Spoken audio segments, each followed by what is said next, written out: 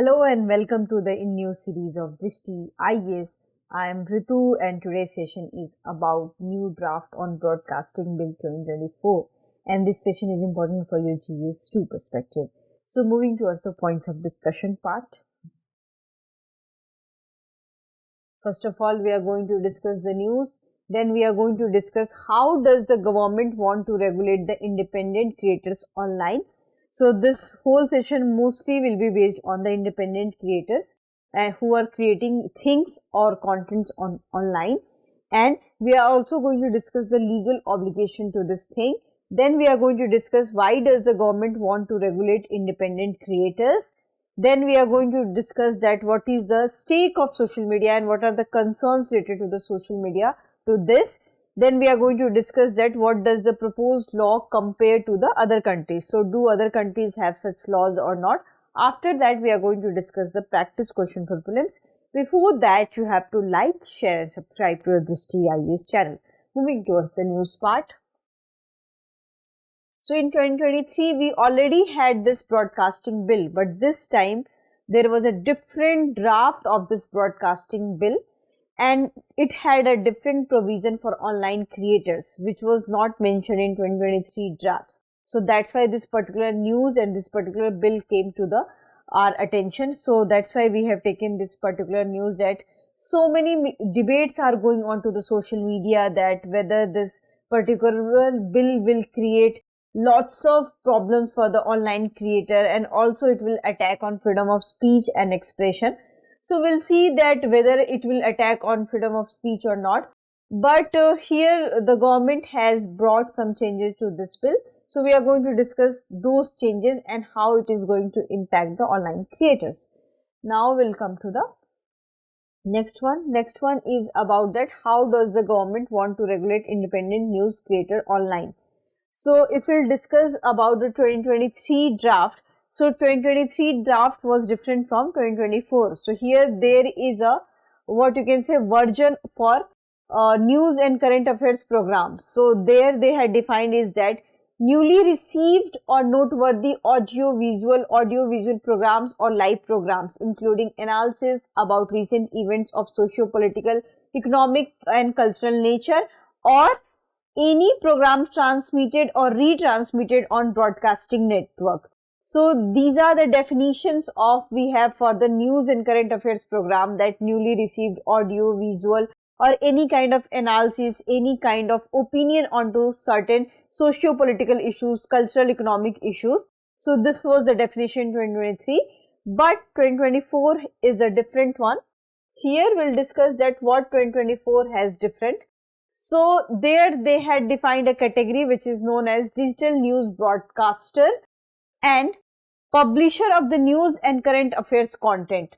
So this particular thing has been changed. The terminology have been changed. Earlier we have this different terminologies and there they are discussing about the audio visual content of news and current affairs things, but right now they have given the term which is known as digital news broadcaster, publisher of news and current affairs content has been created and defined as.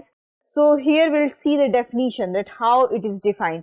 Any person who broadcasts news and current affairs program through an online paper, news portal, website, social media intermediary and other similar medium as a part of systematic business, professional or commercial activity. But here this is an exclusion of replica of e-paper. So for various paper, for the Hindu, for Indian Express we have e-paper, so it has been excluded. But if you are producing anything online content or on a commercial basis, so that will come under the ambit of digital news broadcaster or publisher of news and current affairs content. So if you are analyzing any video, if you are creating any kind of opinion on such kind of particular news events, so you will come under the ambit of this thing. So this is the new thing which was the different from earlier. Now we'll have a discussion on what legal obligation will independent creators have. So there have a what you can say, you have to, here we can see that there is an involvement of government. So here everything will be regulated we cannot say that what could be it could be a censorship or not, but we can say that it is regulated by the government, and whatever you are doing on your commercial platform, it should be evaluated and it should be informed to the government. So this is the legal obligation they have, that they have to appoint a evaluation committee at their own expenses. This term is very much important, that they have to appoint a evaluation committee at their own expenses, and that evaluation committee should have member from different background, that should have a knowledge of different social groups, women, child welfare, scheduled caste, scheduled tribes, minorities, and the name of the people who are a part of this committee should be shared with the government. So this is the legal obligation we have for the online content creators, especially for the news broadcaster. So they have to appoint a committee, and the committee member must know about all these things, and their name should be shared to the government. So this is the thing. Then we'll come to that, why does the government want to regulate independent news creators? So this has become a huge matter of debate and discussion in the parliament also, in the social media also, in the mainstream media also. So why government wants to regulate the content creator? So it has been speculated that in the election time, there were so many news channels, there were so many content creators who made news sensational, and sometimes it's not true. They had tried to create ruckus, they had tried to create breaking news by not doing any kind of the specific content and by hyping any kind of the content. So in this situation, it has become very much important to regulate such kind of the online portals also. Also, it is not just about elections. Something has happened in the country, and suppose that if events impact is not much greater one, but if any content creator is hyping that kind of the event and people are getting listening to that kind of the person, they are getting impacted with that kind of the content. So in such situation, it has also become an obligatory for the government to regulate such content creators. So this can be one of the reasons. We do not know that what is the exact reasons, but we are just assuming, and so many experts are saying that this can be the reasons. So this is the thing. Now we'll come to the what will social media companies needs to do under the bill. So here there is a separate provision for the social media. We had a separate provision for the OTT, then social media. Social media is like Facebook, X, YouTube. So they will be exempted from the liability for the third party content. So suppose that if they are taking the third party content and they're publishing it, so they will be exempted from such kind of the liabilities. And here we have few rules, that function of the intermediary is limited to the providing access to a communication system over which information made available by third parties is transmitted or temporarily stored or hosted. The intermediary does not initiate the transmission. So because this content has been created by some third party, so the intermediary like Facebook, X has not created or transmitted such kind of the things. So that's why they will be exempted from such kind of a liability. The intermediary does not select or modify the information. So that's why these are the reasons they will be exempted.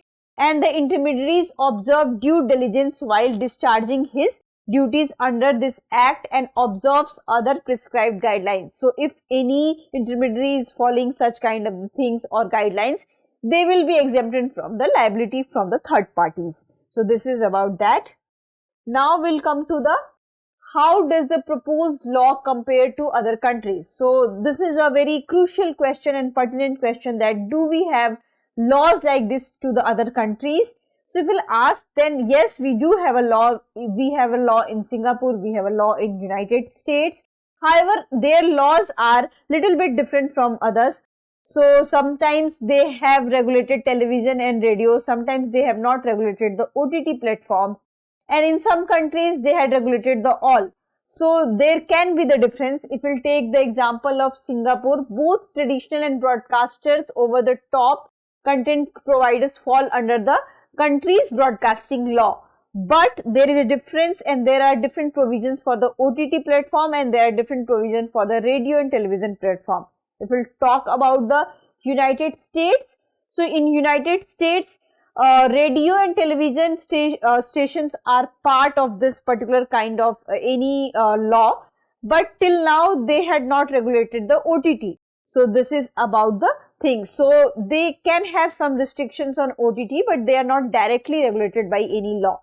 So till now, if this bill become the law, then India will also become a country who will regulate the OTT platforms, online platforms. So this is about the other countries. Now we'll come to the question part. The question is, what does the 2023 draft of the Broadcasting Services Regulation Bill aim to regulate? Only corporate news broadcasters, individuals who publish news and current affairs as business activity, traditional print media outlets, social media content unrelated to news. So you have to answer this into the comment section. I hope you like this session. If you have any queries related to this session, kindly ask in the comment section. Thank you. Have a nice day.